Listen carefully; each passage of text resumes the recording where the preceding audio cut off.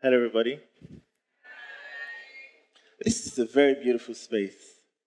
I wish I was here earlier. I mean, I've been here, but I wish I was in the hall earlier. I'm so happy to be here to see you guys. So I'm gonna begin. My name is Dr. Fola David. I am a medical doctor and a visual artist. I'm also the current Guinness World Record holder for the largest drawing in the world by an individual.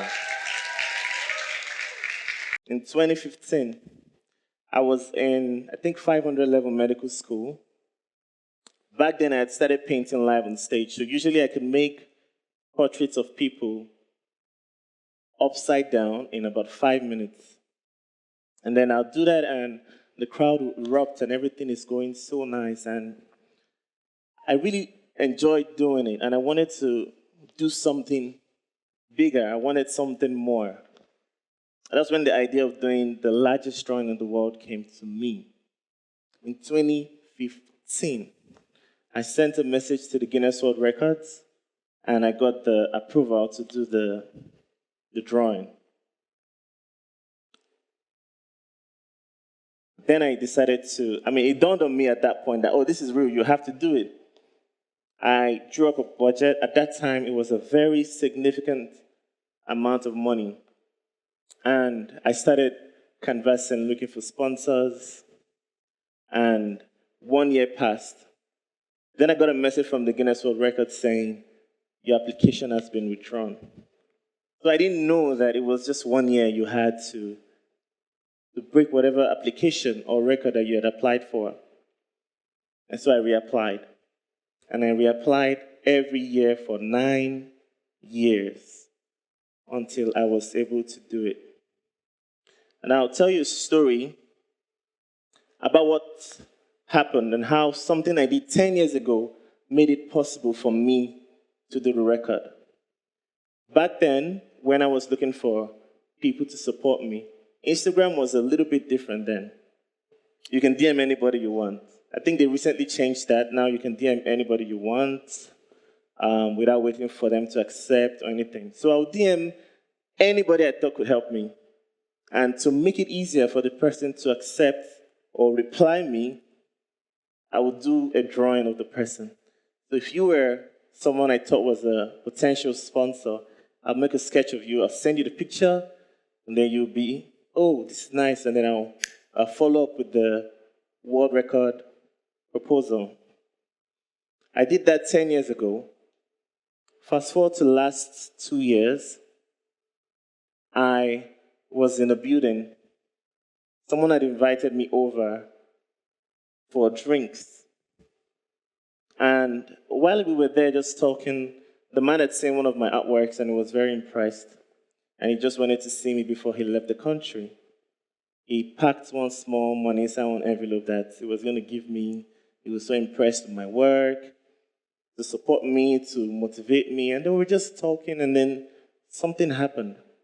Someone came in from one of the doors in the place.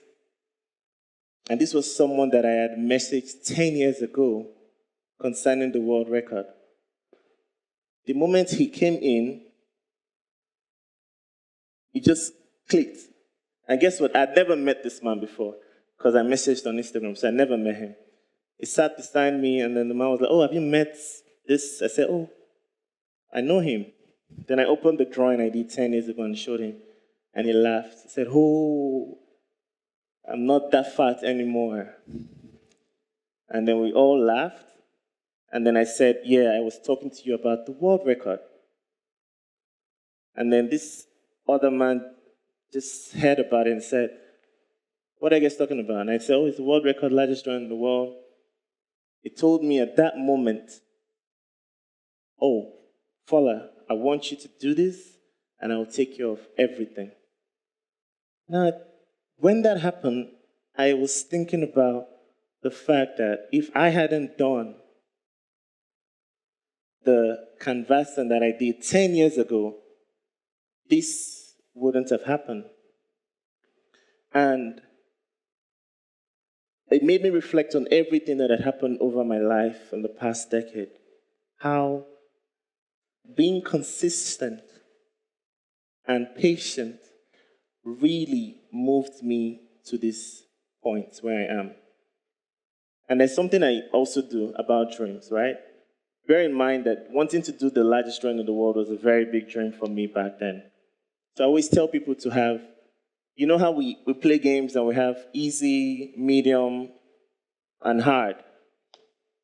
Same thing with your dreams. Have easy, medium, and hard dreams. Meaning, don't restrict yourself. You can have the small dreams. Back then, it was to become a medical doctor. You can have really the medium difficulty dreams and then the hard ones. And I want you to dream so big when it comes to the hard ones that you don't even know how it will happen. That's how big you should dream, in the sense that how it's going to happen, it's not even in your hands. You have no clue how it's going to happen. Unlike the easy dreams where you know that, okay, I'm already in school in 3 or 4 years or 5 years. If I study hard, I become this. Now, consistency is about showing up even when no one claps for you. Waiting is waking up early to write that book, applying for that grant, painting when you have no gallery, designing when there's no audience. It is not glamorous, it's gritty, but that's what makes it a transformational experience.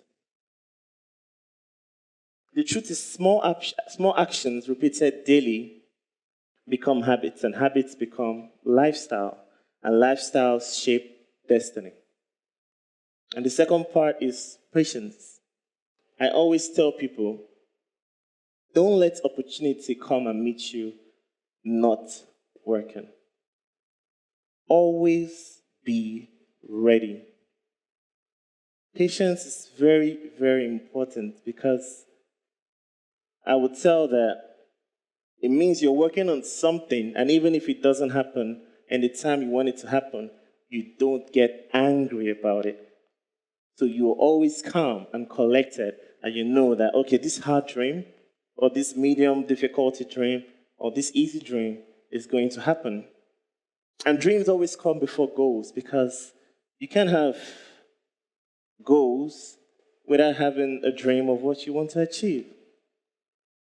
So patience, very important. The ability to believe that what you're doing now will eventually matter. You don't know what will matter in the next 5 years or 10 years. Even when you can't see the results, it is trusting the seed that you planted will grow. Even when all you see is soil. In a world of quick success like we are now, instant likes, patience feels outdated. It is the ancient secret to every great story that you admire. Nothing meaningful happens overnight. Ask the sculptor, ask the scientist, and ask the dreamers. But here's the secret. Even your impossible dreams are not unreachable as long as you put your cap on. Remember, cap is consistency and patience. If you feel behind, that's okay. Becoming takes time. If your dreams feel too big, that is even better. They should scare you and they should excite you. And if you've been working hard and you still don't see the results, don't stop. Keep showing up. Keep planting your seeds. Wear your cap. Because every step matters. In the end, you won't become because of lack of talent. You won't become because of luck. You won't become because of talent alone. You will become because you stayed consistent when it was hard and patient when it was slow. So put on your cap and become. Thank you.